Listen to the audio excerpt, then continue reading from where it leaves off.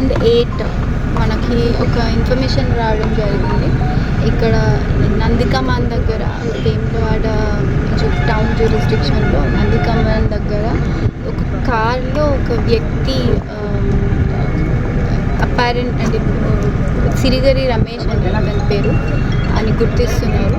So ఇతను ఒక stab ఇంజురీతో మనకి చనిపోయి ఉండడం మనకు కనిపిస్తుంది. ఆ ఇన్ఫర్మేషన్ వచ్చింది. మా ఎస్ఐ గారు వెళ్ళి చూడగానే అది అపారెంట్లీ ఒక మర్డర్ లాగా కనిపిస్తుంది.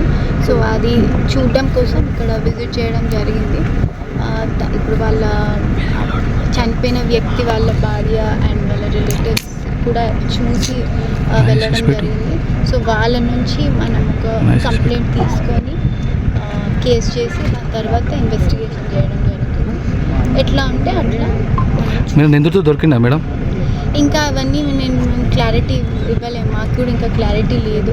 ఇప్పుడైతే మర్డర్ లాగా కనిపిస్తుంది, అందులోనే మనం పిటిషన్ తీసుకుంటాం.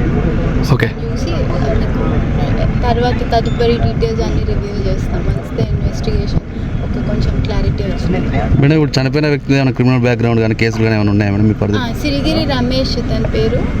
ఆల్రెడీ చూస్తే కేసులు అయితే ఉన్నాయి, చాలా మట్టుకు చీటింగ్ అండ్ ఎక్స్టార్షన్ కేసెస్ ఉన్నాయి.